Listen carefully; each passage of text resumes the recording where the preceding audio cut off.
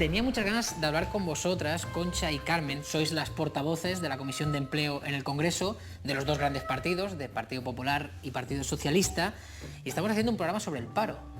Me gustaría que de esta conversación saliesen respuestas, que pueda haber gente en casa que esté en el paro o que no lo esté, pero que necesite esas respuestas. Estamos en un momento de un paro totalmente desaforado. Jamás España había tenido 5,5 millones de parados. ¿Qué hacemos? Yo creo que es un problema que afecta a toda la población y que todo el mundo lo ve como el principal problema de nuestro país. Frente a eso, el Gobierno ha planteado una reforma laboral que divide, que restringe derechos, que facilita y abarata el despido, y no solamente eso, sino que genera desconfianza. Carmen. No ha habido tiempo, evidentemente, a que esta reforma dé sus frutos, ni lo va a dar a muy corto plazo. Pero sí que es, desde luego, la reforma para el empleo y la flexibilidad y para el apoyo a las pequeñas empresas y a los emprendedores y a los autónomos. Le enseño una información del ministro de Economía, del señor de Guindos, que habló que dentro de 3 años el paro estaría alrededor del 22,3%. El señor que está en paro, la señora que está en paro, ¿qué perspectivas puede tener? No nos equivoquemos. Aquí no habrá creación de empleo ni esperanza para nadie mientras no consigamos que las empresas necesiten contratar. No habrá creación de empleo, es que todo lo demás es ficticio, son frases hechas, pero es imposible. Por eso el Gobierno está sentando esas bases para que ese crecimiento propicie la creación de empleo. El Gobierno dice que esta reforma laboral este año producirá 630.000 nuevos parados. Es que tenemos un enfermo en la UBI y un catarrito, como nos decían, ¿eh? Y eso era una mentira. Yo te voy a poner un ejemplo. Por desgracia yo lo he tenido hace poco. Cuando uno tiene una enfermedad muy grave, va a necesitar un tratamiento que probablemente a priori le va a poner peor. Todos lo sabemos que existen.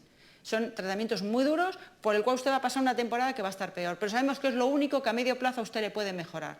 Y usted dice, pues me someto a eso. Los españoles en este momento están concienciados de que hay que hacer unos ajustes que son muy duros. Estamos Eso es así. asistiendo a una receta del siglo XVIII, la sangría. Es decir, vas a sangrar al enfermo para que esté cada vez más débil y no pueda ni pagar deudas. Vaya metáforas médicas hacen ustedes, me voy a cortar las venas. Ha sido ella la que ha planteado. Perdona, es que yo comprendo que vosotros seguís en la mentalidad de la sangría, nosotros estamos en la de las terapias modernas, en las de las quimioterapias, en la resonancia. No, perdona, la economía española estaba en la Champions League de la economía mundial. Entonces, perdóname, no es verdad, no es verdad. No es verdad. Y es que esto no es así, Concha. Eso es exactamente lo que estamos haciendo. Un gran pacto de reformas. No me dirás que es una educación pública de calidad, Concha. No, perdona, Concha, déjame hablar. Y hay que reconocerlo con franqueza. Yo entiendo que a ustedes, los políticos, les guste enzarzarse en el y tú más. No, pues lo parece. Pero lo que es verdad, Jordi. En estos momentos, desde luego, simplemente con recortes no llegamos. Es que yo estoy pensando en el parado, en la parada, que esté en casa viendo este debate y que vea a las portavoces de los dos grandes partidos un poco como el perro y el gato, y que él pueda estar en casa pensando, bueno, ¿y en mí quién está pensando? ¿Quién soluciona lo mío? Uno de los eslóganes del Partido Popular en campaña electoral fue el empleo es lo primero. Y lo es. ¿Eso liga con el hecho de que se haya recortado un 21% la política activa de empleo? No, vamos a ver, es que eso son cifras que dichas así pueden sonar muy fuertes. Bueno, son los presupuestos generales del Estado. Se ha recortado un 21%. Si me permites, yo te explico por qué. Sí, encantado. Vamos a ver, la eficiencia no está muchas veces en el dinero. Por ejemplo, ¿el hecho de comer es bueno? Sí. ¿Hace falta comer todos los días marisco y caviar para estar bien alimentado? No, probablemente gastas mucho más y no estás bien alimentado. ¿Que había marisco y caviar en las oficinas de empleo? No, estoy poniendo una metáfora. Si la quieres entender, que eres muy inteligente, la entiendes. No, yo no soy muy inteligente, pero prefiero que me la explique. Pues que no por gastar mucho dinero se está mejor alimentado. No eran buenas las políticas activas de empleo. No voy a decir eso. Primero, no hay ningún sistema de medición ni de evaluación, no se ha introducido nunca. ¿Eso quiere decir que cuando se hacía un curso de formación no se evaluaba si esas personas que habían pasado por ese curso habían encontrado trabajo? Perdón, un 82% de ciudadanos que utilizan los cursos de formación dicen que no les ha servido para nada el curso de formación. ¿Eran inútiles algunos de esos cursos de formación? Yo tengo que decir que sí.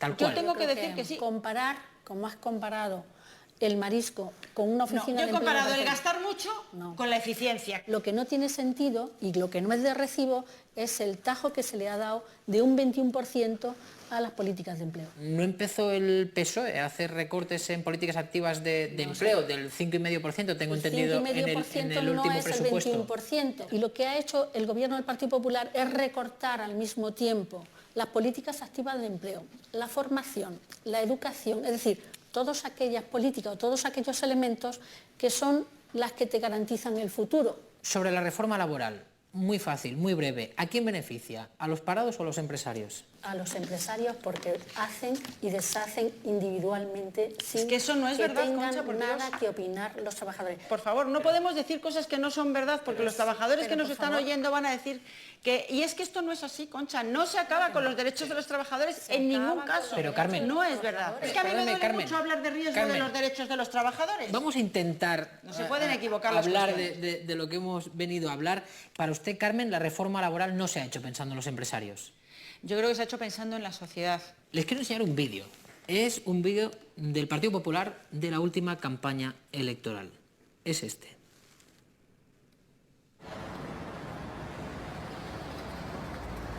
Mamá, me han despedido. Cuando me lo dijeron, no paré de darle vueltas a la cabeza. Papá, ¿ya no vas al trabajo? No.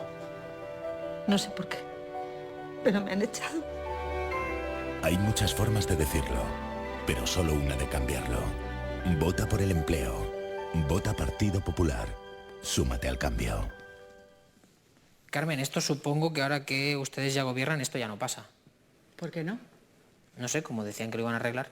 Pero es que en aquel momento no se conocía. Es que hay que poner las cosas en su contexto. Hace 5 meses, de esto. Sí, pero no conocíamos la realidad tan grave de la situación que había en España. Viéndolo, ¿no le da un poco de reparo recurrir a un drama humano como este para captar un puñado de votos? No, bueno, yo no creo que sea para captar un puñado de votos. Yo creo que ¿Seguro?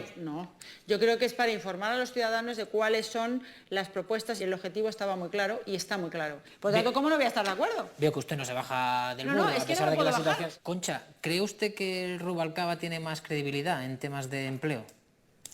Bueno, por lo menos es más sincero. Sí. Me gustaría enseñarle unas imágenes, son del año 2011, hace poco más de un año.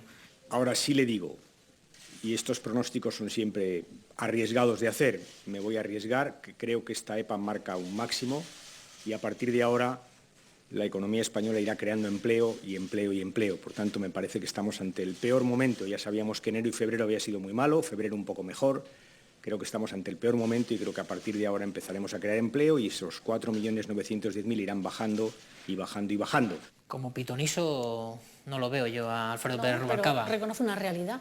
Tampoco se baja del burro usted. No, vamos a ver, reconoce una realidad porque está hecho en un momento determinado en que la economía española empieza a crecer. ¿No se le han dado a veces falsas expectativas a los españoles? Es probable, pero lo que no puede ser es ahora pasar al extremo opuesto, que es hundir todas las expectativas. Carmen y Concha, ¿ustedes no le pedirían a sus partidos que se cortasen un poco a la hora de hacer promesas sobre un tema como el del empleo en las próximas campañas electorales? Yo lo que creo es que hay que hacer diagnósticos certeros para hacer compromisos certeros con la sociedad. No parece que en campaña electoral sean muy certeros los diagnósticos que se hacen o los compromisos que se toman. Yo creo que las campañas electorales todo el mundo las pone en un contexto de lo que son. Los ciudadanos españoles ya somos maduros, hemos vivido muchas campañas electorales. Yo creo que los ciudadanos ponen en descuento lo que es la campaña. Yo soy una convencida... Igual el ciudadano es más maduro que el político. Sí, claro que sí. Yo lo digo porque vídeos como este creo que a ustedes les aleja de los ciudadanos. Es que eso está descontextualizado de la situación real. El vídeo. Claro, está descontextualizado. Hoy día es una pena, ¿no?, que un partido político descontextualice de la situación real. De producir reformas que permitan a medio plazo cortar esta situación y empezar al crecimiento. ¿Desde cuándo se dedican ustedes a la política? Me dedico a la política hace muchos años porque tengo una verdadera vocación de servicio público y llevo muchos años de parlamentaria y en el gobierno en diferentes gestiones.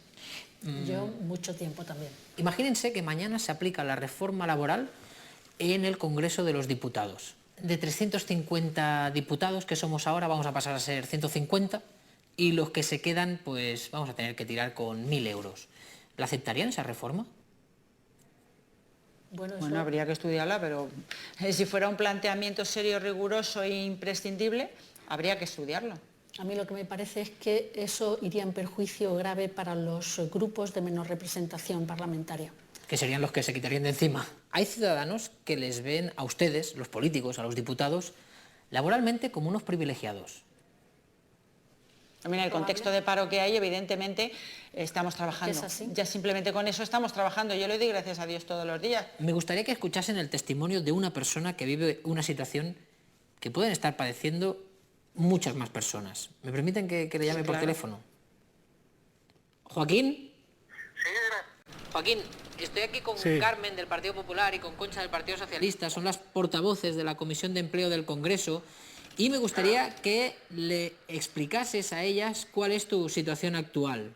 Bueno, mi situación actual es que estoy en el paro. Yo trabajaba en una empresa de transporte, se llamaba Azcar, y el día 13 del mes pasado nos despidieron a 15, entre ellos estaba yo, y bueno, era un despido objetivo, con lo cual 20 días por año, y tal como salíamos los 15 por la puerta, entraban 15 personas o más de ETT.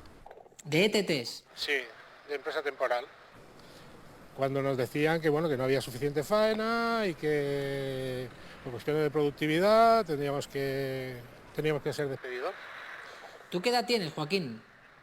Yo ahora tengo voy a hacer 56 años. 56 años. Ahora en junio. ¿Y qué perspectivas tienes de encontrar trabajo? Pues la verdad es que me pongo en internet a echar currículums y tal y veo que la cosa está bastante mal. Además, ahora se ha ampliado la edad de jubilación, es decir, que tu edad laboral será hasta los 67 años. Me quedarán aproximadamente unos 7 años para poderme jubilar, con lo cual tengo 7 años ahí perdidos.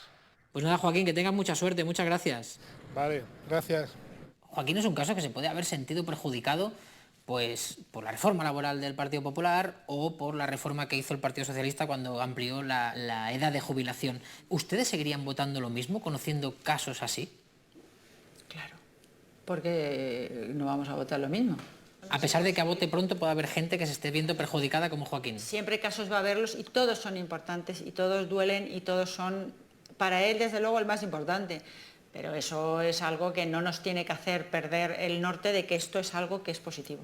Yo lo que creo es que no se ha producido una protección suficiente en el proceso de despido, aunque se ha aplicado la reforma laboral. Y por esa razón yo creo que es injusto que esa persona esté despedida con esa situación y con esa indemnización. Si hay unas causas objetivas, están ahí en la ley y eso lo que no es posible es que una empresa tenga que cerrar porque no sea posible hacer un ajuste. Nosotros que no estamos de acuerdo con la reforma laboral que se ha hecho. Queremos a decir el problema que tiene este hombre, pero no a decir que esto es la reforma laboral porque estaba antes. Hay un elemento clave por y favor. es que ha desaparecido el expediente de regulación. Que no es verdad. Acabamos de escuchar un testimonio duro, muy duro. Muy duro. Y yo las veo de nuevo enzarzadas en su debate, en su debate político. Y yo no sé si me da la sensación de que se han olvidado del caso de Joaquín enseguida. Atacar a los sindicatos. No, si es que no ataca a nadie. Lo que hay que ver es si la causalidad de las razones objetivas.